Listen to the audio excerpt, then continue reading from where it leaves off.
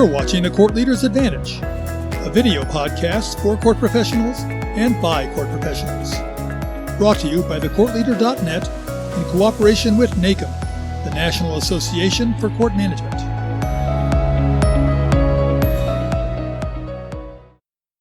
When we talk about the challenges facing America's judicial branch, we often focus on the concerns and accomplishments of large metropolitan courts. After all, they are the ones that have more money and more resources to throw at a problem.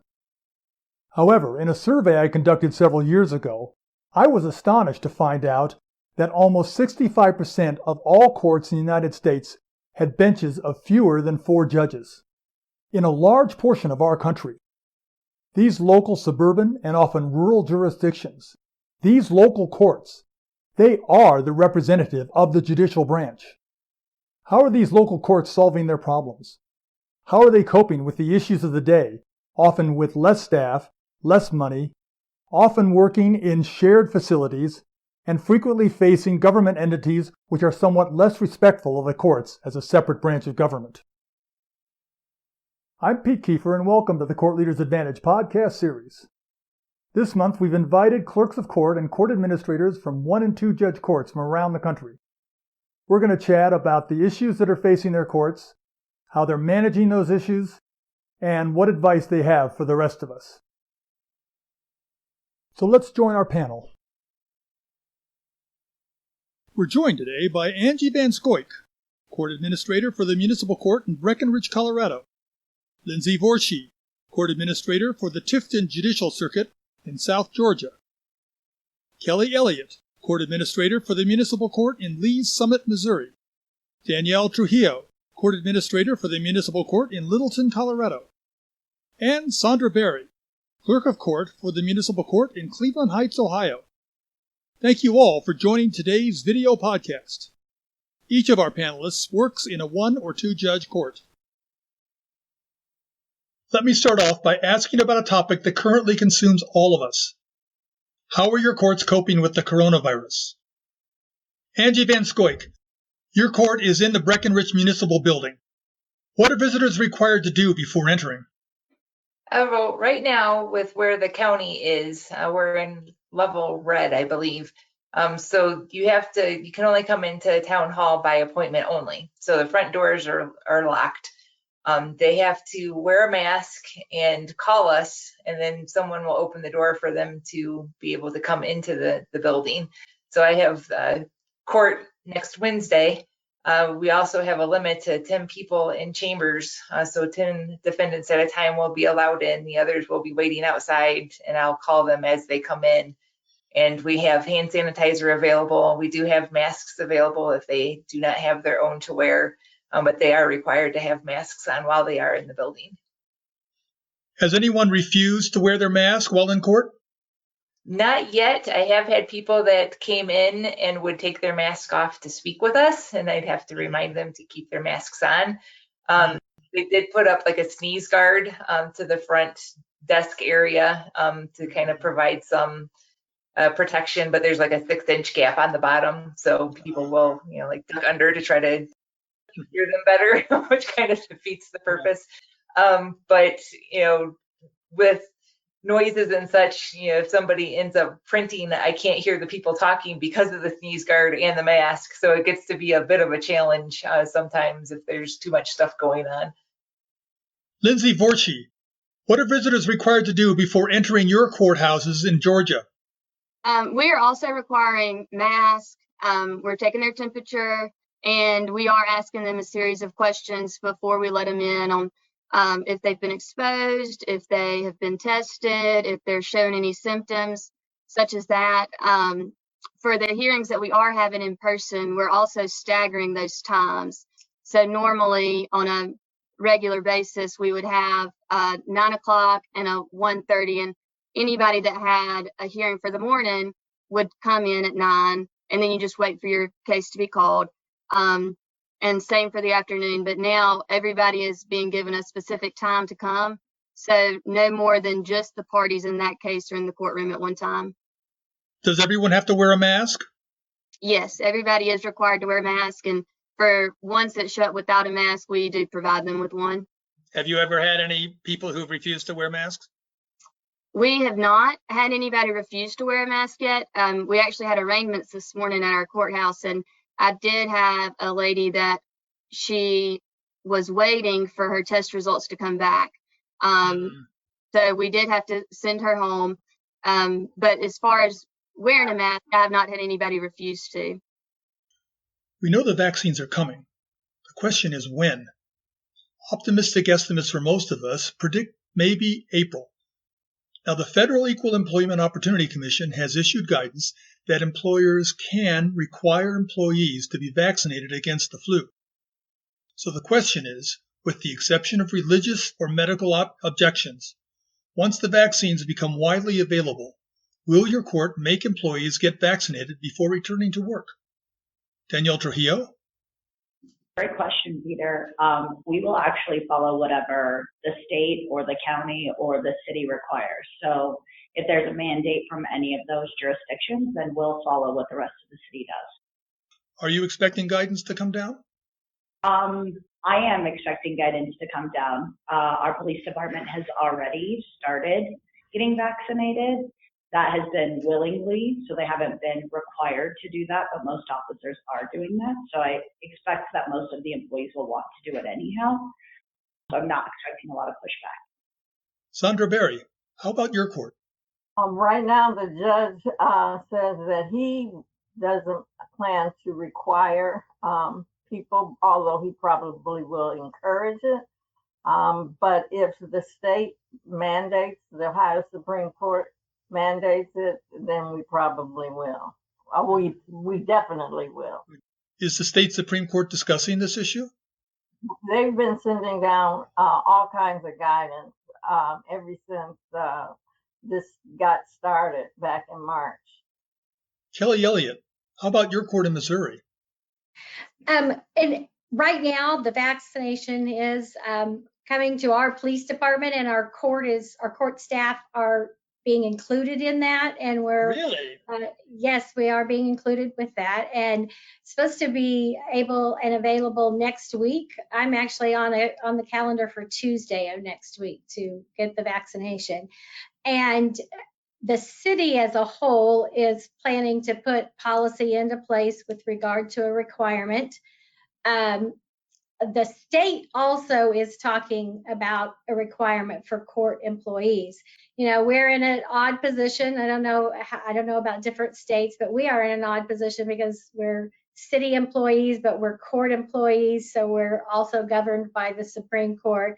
So we have two places we have to answer to. So we will go with whichever guidelines come down and weigh that difference. And, you know, like with regard to our closings, we've had to follow both the city and the states, you know, when it's came to closing for COVID. So we'll follow the same thing when it comes to vaccination.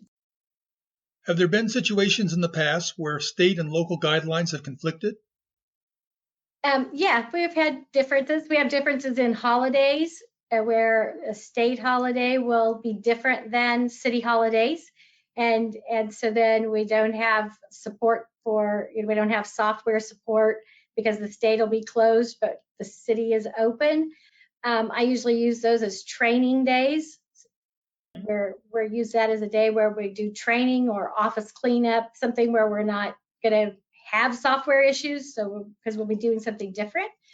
And then we've had differences because of being on different phases, as they've called them here in Missouri, different phases throughout COVID, where the state would have us on phase 1 and our city would be on phase 2, or vice versa. Can you define the different phases for me? Phase 1 is on the Supreme Court level. Phase 1 is where we're currently at, where in-person hearings are only for the more critical cases, or something that would be something we wouldn't have in the municipal court, which would be maybe adult abuse or juvenile, along those lines. And where our city's phase 1 is, the criteria is more of being open and allowing the public in, where the state's phase 1 is more of a limited access by appointment only. How does your court reconcile the differences? We follow the state guidelines, the Supreme Uh-huh. Court's order. And then the Supreme Court order, and then the Jackson County presiding judge, because we're in Jackson County, then prepares an order, and we follow that. Let me turn to a more generic topic. Angie, we often hear about differences in priorities between the court and the city. Has your court experienced any such differences? That was something that it comes up every year because the finance department wants us to generate more income. And it's kind of like, well, court is not an income generating entity. So a couple of times they've tried to push through to have us have our court costs raised, and the judge has been, like, no, we're not trying to, penalize people even further with what they do. And when we first went into lockdown back in March, one of the things that they were looking at is like, well, where can you cut budget? And it's like, the only thing I have that I can cut is training, because anything else is like it's an essential function. So I was just like, there's really nothing that I can cut. And they're like, well, are there any things that you can increase and add? I was like, well, no. It's like I understand where they're coming from, but at the same time, it's kind of like, I can't go out and make the police department write more tickets to have more citations come through to generate more income. I'm like, that's not how this works. And if you guys try to do that, we'll have the ACLU beating down on our door and saying, what are you doing? And, so just kind of keeping their expectations realistic in terms of what can and can't be done. And, just making sure that they understand that judicial system is not about generating revenue. It's about following and upholding the laws that are out there. Do you think the city officials understand the court's position? I think they're just kind of tolerating it, because every year when it's time to go over the budget, they're always like, well, why are these numbers down from last year? Or why are these numbers up? And how can we continue to go up? And next year's budget should be like, 10% higher. And it's like, well, that's fantastic, but that's not how this works. It's like, great if I could say that the budget for, code fines would be 10% higher than the year before, but it's all based on if people are adhering to code regulations or if they're, breaking the law. So there's not a lot that you can do to influence that as a court employee. Actually, I was going to say one fantastic thing that our city did was take on priority-based budgeting. What I felt was a huge advantage for the court was you're able to actually say how you spend your money based on programming. So you can take something like your juvenile docket and say this is how much it costs to have court clerks assigned to these cases, probation, also how much you're paying your judge, and it's included in a program. So when things like budget cuts come up, then the real question becomes, what programming am I allowed to cut, right? Can I cut that's optional, that the county may provide that I don't need to provide at the municipal level? Or what are the things that we have to keep because we have to provide that service? That's a required service, right? So it made my argument incredibly easy when asked what programs could we potentially cut. And the only one that we could potentially say we could cut was the domestic violence caseload. And the only reason why was because the county was better able to service it. So that was a huge win for my department to have everything already lined up with programming and how we're spending the money. How does your court go about cutting the domestic violence caseload? So what we did actually was immediately deflected all citations that would have normally been written into the municipal court that were domestic violence related, and we made officers at the municipal level write those into county court. Extremely large caseload, but we immediately deflected right back in March when the shutdown happened. So we partnered with PD to let them know, which then meant I saved the expense of my public defender, which is a huge piece of my professional services budget, is to have pay a public defender. So we were able to cut that immediately.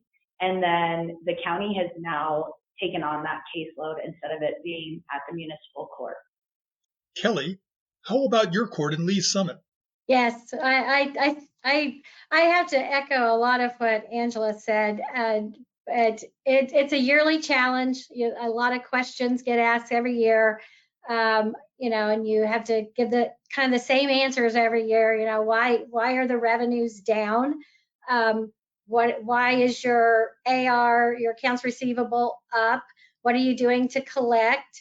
And then of course here in Missouri, as pretty much everybody knows, here in Missouri we had Ferguson happen, and then our municipal court system has been completely revamped.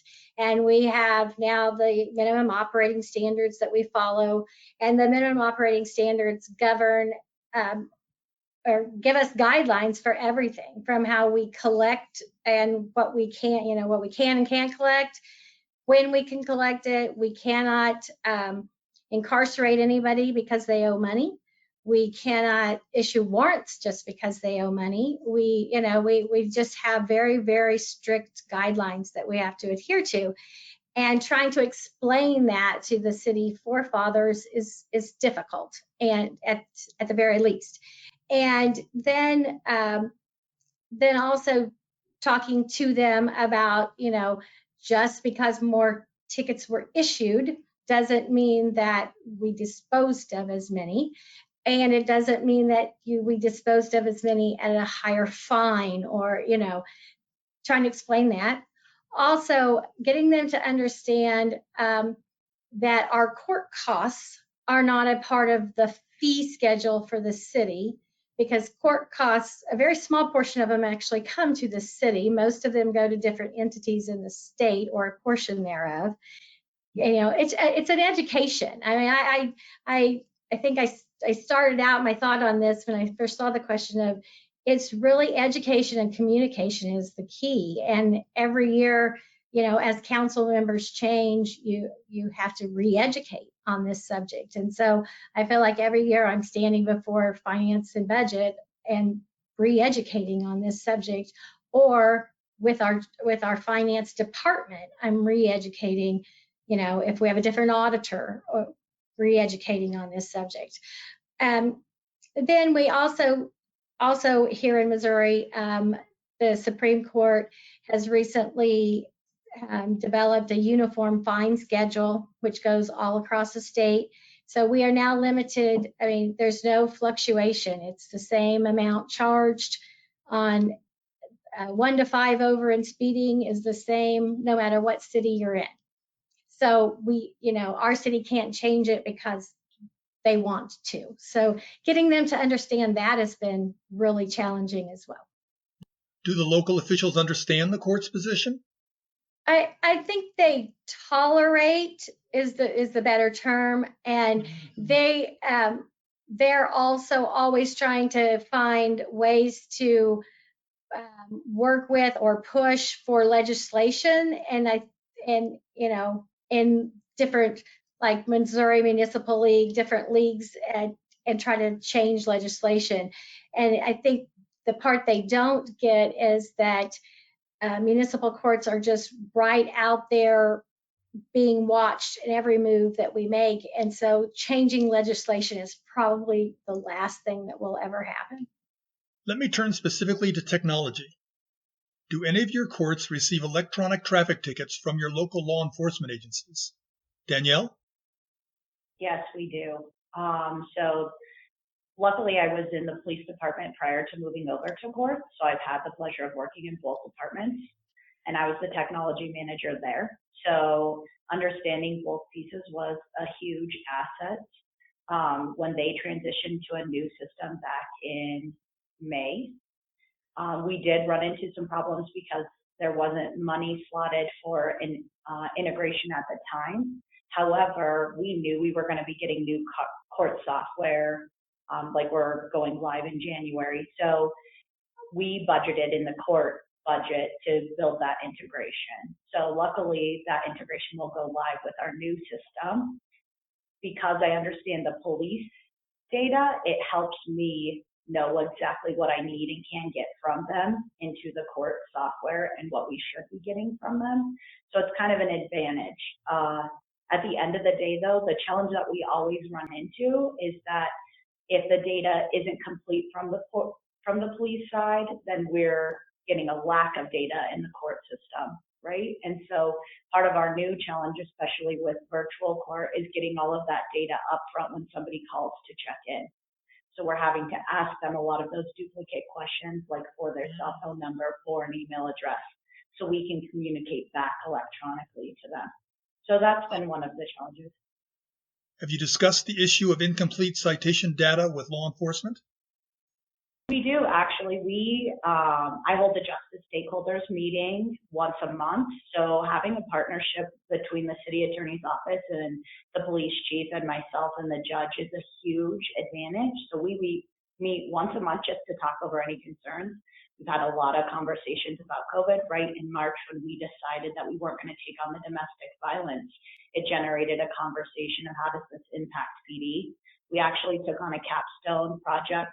We partnered with a local university, the University of Colorado, to have a grad student complete a capstone project for us to evaluate whether or not it's a level of service we can continue to keep. So that was part of all the justice stakeholders coming together and saying we need them to evaluate how it impacts each department and whether or not we believe that it's a city service we should provide, because we have a lot of stake in what's going on in our community and we want to provide that service. Can we afford to? And then what's the repercussions if we keep it or if we choose to deflect it to the county? So it's a very beneficial conversation that we hold monthly on different topics, and just to keep each other up to date with what's coming up, what's new, any changes in staffing, all of that stuff. So we have that monthly conversation. Sandra, how about your court? No, we don't have electronic tickets. We have been in conversation with the police department, and we are trying to. We've even offered to use some of our budget to pay for them making that transition, but we haven't yet done so. Kelly, how about in Lee's Summit?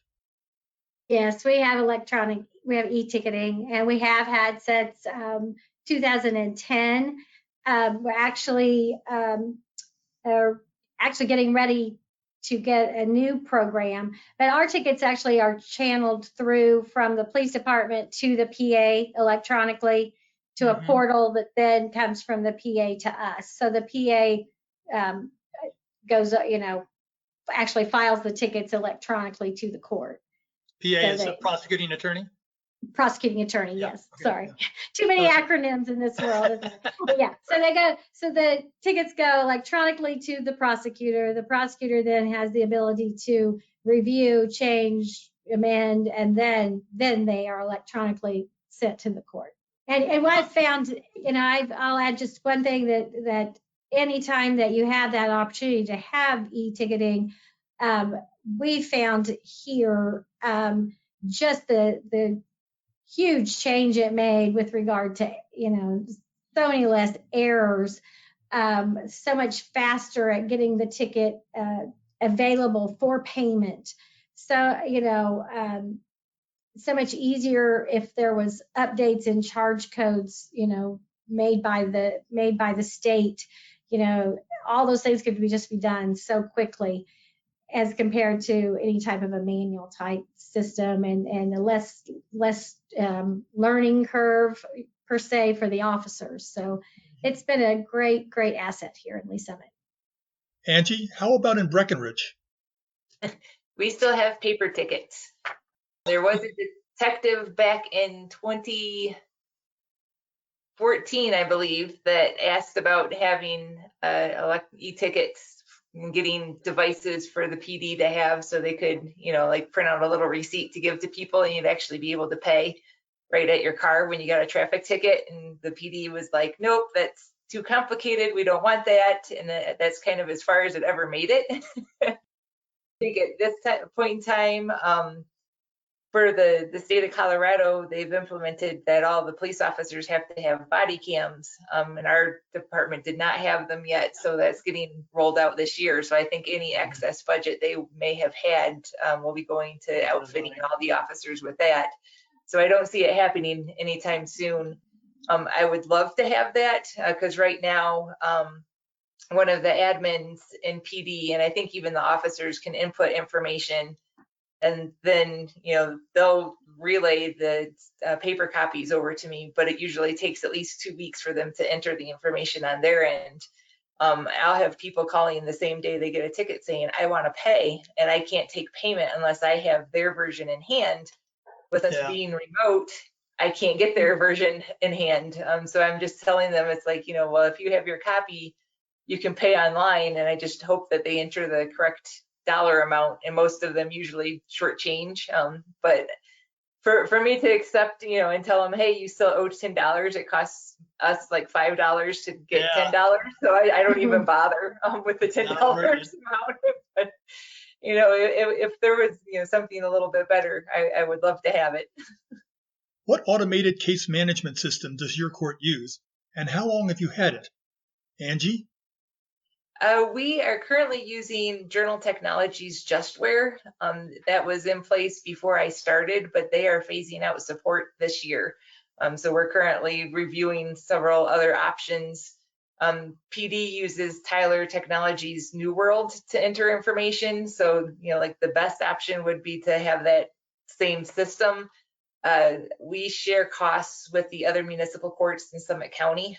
So it's kind of a system that we all have to agree on, which is making it a little bit more of a challenge, just due to budget costs and restrictions for what we can go with. So we're in the review process and hope to have that finished up within the next month, so we can get something in place to get that up and going.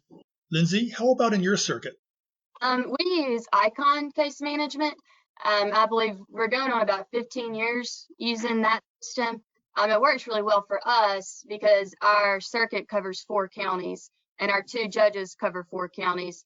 And so the clerks in each of the 4 counties have their own icon, and we are able to, the judges, myself, and the judges' secretaries are able to log in from anywhere and view information from each of those 4 counties.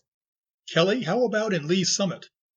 In Lee Summit, we participate in the statewide court management system, case management system, which was JIS, the Justice Information System, which is now being converted to Show Me Court, which is a product that the Office of State Court Administrators has developed and written themselves. So we're transitioning along with the state.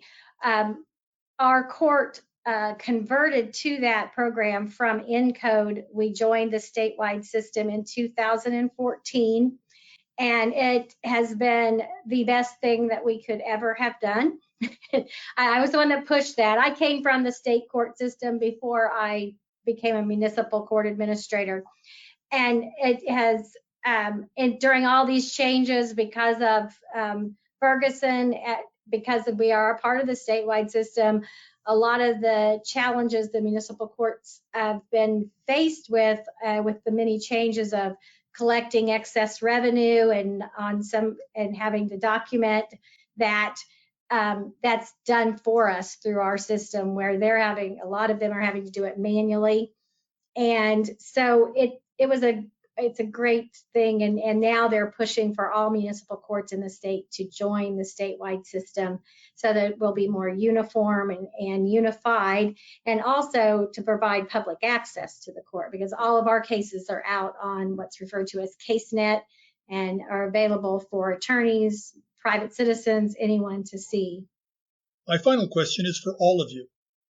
What is one piece of advice that you would want other clerks of court and court administrators in local courts around the country to remember as they face 2021? Angie? We can do hard things and excel no matter what's thrown at us. We can make it work. Lindsay? We've had to learn to be, flexible, creative in what technology we use, where we hold court, and we also have to be patient with ourselves. I think for us, we learn something new every day, and we're always finding out a way that we can do it better next time. And then communicating with your judges and your clerks and your attorneys.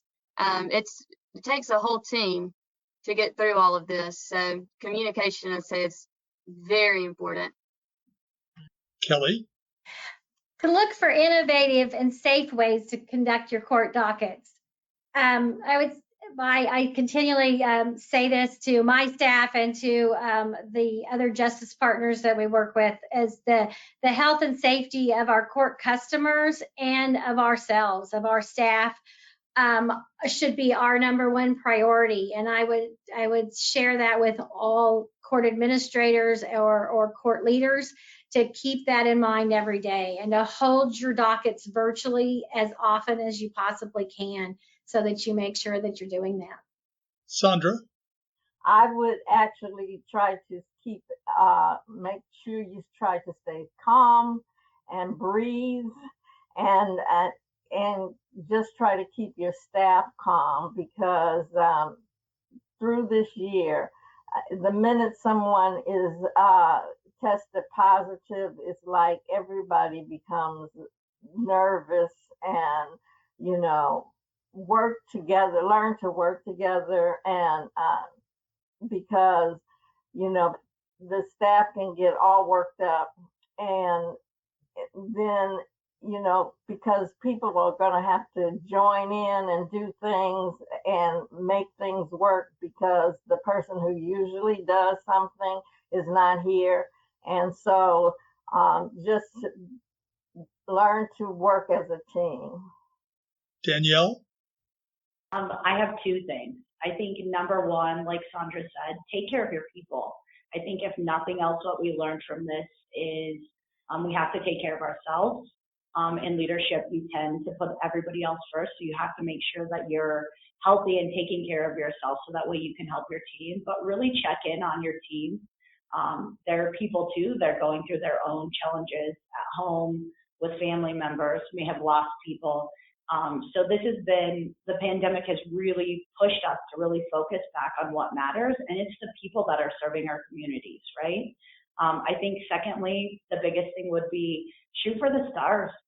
Everybody, we're all in a budget crisis, but we've been able to pull out more resources now than we ever have in the past, and transform what we're currently doing to move everybody into a different place and make courts look completely different than they ever looked before. So push on, because we can keep getting there. We can provide virtual court from here on out. It doesn't just have to stop because of COVID. We can make their experience different, and we can better serve our communities. And so keep doing that. Keep pushing forward. Ask for the money. Ask for change. It will help it. I want to thank Angie Van Scoik, Sandra Berry, Kelly Elliott, Lindsay Vorshie, and Danielle Trujillo for sharing the challenges in their local courts and how they're managing those challenges. Their advice is vital for helping all of us get through 2021. My thanks also to you court professionals out there watching this episode. In the face of crisis and in the face of hope, you keep the courts running. Thank you. Join us in February for another episode of The Challenges Facing America's Courts. This has been the Court Leaders Advantage podcast series. I'm Pete Kiefer, and thanks for watching.